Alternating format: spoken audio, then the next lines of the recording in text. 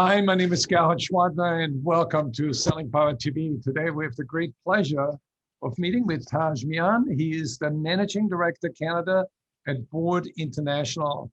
Welcome, Taj. Thank you, Gerhard. Pleasure to be here. Taj, I'd like to get your perspective on territory management. What are the core principles of effective territory management? So typically, Gerhard, most sales organizations and sales leaders focus on six key areas or six key questions when they're going through their journey of effective territory management. And the first one is always, where can you play? What is your ideal customer profile? What type of accounts should you be targeting? And typically, most organizations they kind of look at their historical data, do an analysis of their key customer wins, and some of the profiles that align with their core values and the types of organizations they want to go after.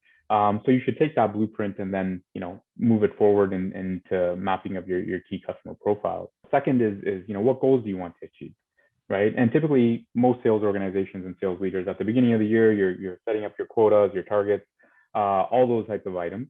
And you want to, again, look at your historical data and make sure that you're setting up quotas and targets that are both aggressive but also attainable at the end of the day, and that's very important as well. And then as you're kind of going through that exercise, and before you get into your monthly, weekly, quarterly forecast, you also want to do an inventory on your sales reps, right? Do you have enough sales reps to hit your new goals that you've assigned or new quotas that you've assigned? And then you get into your territory mapping, right? And then you can start assigning key sales people and sales reps to the type of accounts and territories that you need them to be a part of, right? And then it's, how can your team best serve the market, right? So this is where you're analyzing your sales staff and trying to understand their skill sets and making sure that you're aligning them with key accounts and key territories that are matching up to their profile so that you're maximizing revenue streams in your key customer profiles or prospect profiles. And you do this by constantly analyzing the data through analytics and visualizations of the key sales reps and how they're performing in their territories. And then the next one, which is very important, how do you determine accounts value, right? This exercise is extremely important, oftentimes overlooked, I think, because I think people are just kind of rushing through the activity just to get it completed at the beginning of the year. But it's very important, right? How you weight your key customer profiles and your prospect accounts, for geographic, demographic, revenue size, verticals, all those types of things matter, and you need to weight your accounts so that you can give your high propensity territories and accounts a score, so that when you're distributing your accounts amongst your sales staff, that it's equitable, right? And it's fair. Because the last thing you need is you're assigning based on just pure basic criteria, and certain salespeople will get high propensity accounts and certain people will not, which then creates a whole slew of unintended consequences with your revenue generating engine and your sales staff as well. How do you execute?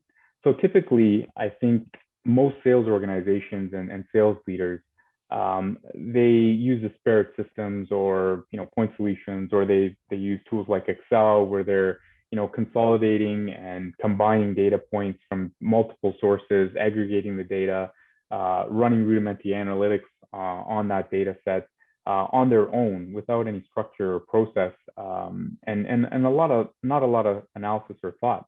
And so you need a tool or a platform like Board to automate a lot of these elements so that you're becoming more efficient and effective when you're assigning territories and you're weighting items, and it becomes an automated process that you can get through quickly, but you're doing it with thought and proper analysis. And lastly, how do you measure it and iterate, right?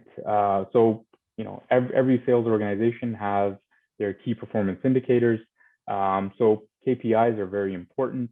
Understanding all the triggers, all the kind of visuals.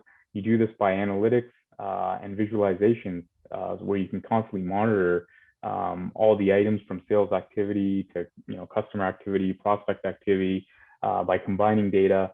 and constantly having a finger on the pulse. Again, through a system like Board that can automate and ease a lot of the elements when it comes to territory management. Can you share your perspective how territory management helps maximize revenue for an organization? Assigning the key sales reps to the key accounts according to your customer profiles, your company strengths is very important. And analyzing all the data points within territories is equally as important, through tools like Board, so that you can understand when the warning flags appear, right? And the warning flags could be multiples, right? It could be, certain sales reps are being overwhelmed with, sales opportunities, right? Which leads to underperformance on the revenue side, because we all know that, an average salesperson can only handle and give the attention to detail on a set number of accounts.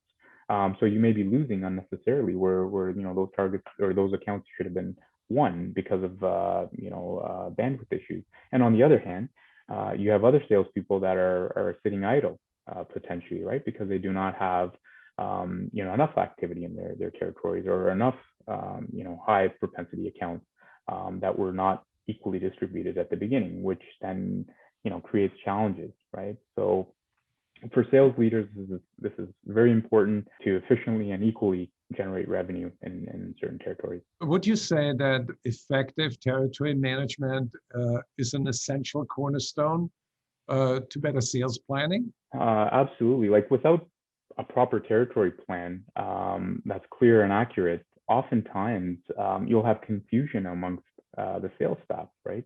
They'll be chasing all types of opportunities and accounts if they don't have guidelines.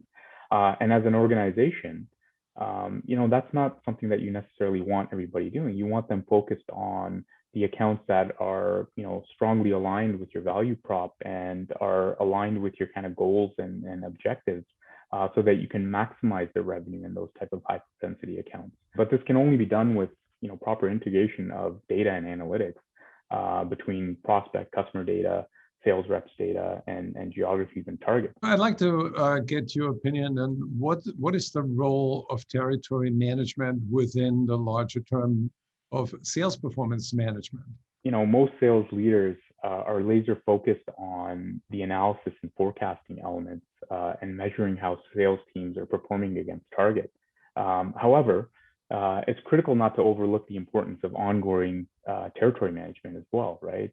Even with the best sales plan, if the sales team are not efficiently placed out to carry out the plan, it won't be necessarily successfully executed, right? And then the unintended consequences of sales reps leaving because of unequitable territories and so on and so forth, and then the bigger challenge of attaining your revenue goals by not chasing the type of accounts that you need to be in your territory. Final question: what companies have you helped do a better job with territory management and sales performance management? Some companies that come to mind are GSK, Maxmira, Ricoh, who we've all helped on all of the components of sales performance management, not simply just territory management, but they've used the drivers and the principles that I've identified to really leverage Board as the platform so that they can further enhance and optimize their sales performance management activities. Taj, I want to thank you for sharing your insights, and for anybody who would like to explore a little bit more, go to board.com.